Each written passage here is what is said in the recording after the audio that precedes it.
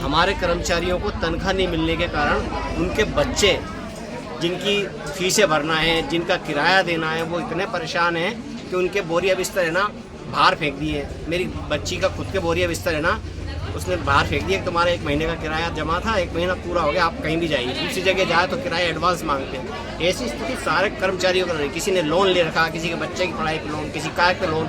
इतने परेशान राजगढ़ जिले में कोई भी कर्मचारी 3 महीने तक नहीं हुआ। पहली बार ये शोभा पटेल प्लस भगोरिया जी के दोनों की नूरा कुश्ती के चक्कर में हम परेशान हो रहे हैं 4 महीने से। ये हम लोगों का क्या कसूर है भाई? हमें तो वेतन चाहिए, हम काम कर रहे हैं। अगर हमने कह दिया है, सर ने बोला है, कलेक्टर सर ने, कि सोमवार को हम आपको निराकरण हो जाएगा। अगर सोमवार निराकरण नहीं होता है तो एक यूविन पोर्टल चलता है जिससे पूरे बच्चों को और गर्भवती माताओं का टीकाकरण चढ़ता है जो दिल्ली तक दिखता है, वो हम सब बंद कर देंगे। कोई भी व्यक्ति यूविन नहीं चलाएगा।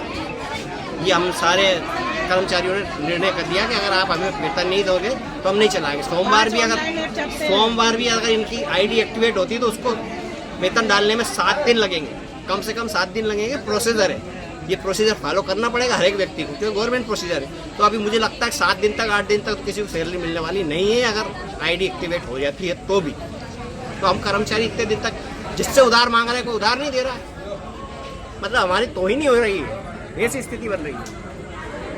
CMHO मैडम का ट्रांसफ़र हो गया था 27 अप्रैल 2026 को शाहजहाँपुर।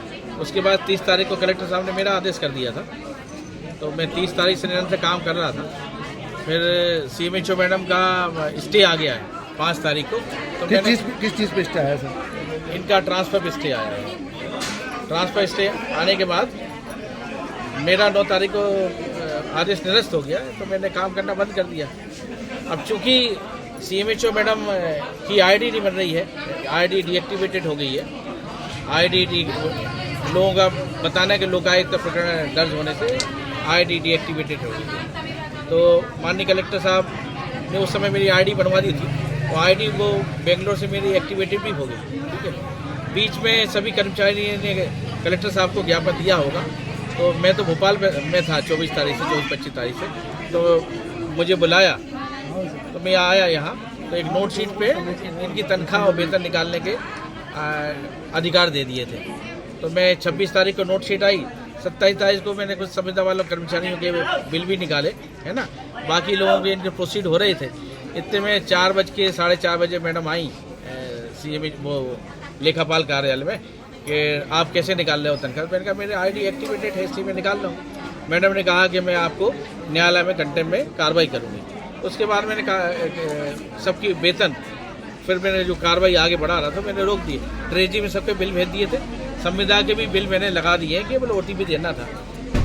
तो इसलिए इनकी कार्य रुक गया, नहीं तो इनका वेतन भुगतान होता है। मेरा ये निवेदन ये है कि CMHO मैडम भी निकाल दे, अपने कोई इतराज़ थोड़ी है ना, मेरा इसमें कोई इंटरेस्ट है। भाई कर्मचारी के हित में लोगों की परेशानी है, कोई भी वेतन निकाल दे। और क्या आश्वासन दिया गया इनको सर? अभी क्या आश्वासन दिया गया इनको?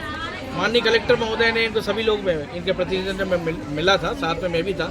मंडे तक का समय कलेक्टर सर ने दिया है कि भोपाल में बात हो रही है। भोपाल में जैसी आदेश आता है, जिसका भी आदेश आता है, तो उनकी आईडी बना के, मतलब आईडी एक्टिव, मेरी आईडी तो एक्टिवेटेड है ही ऑलरेडी।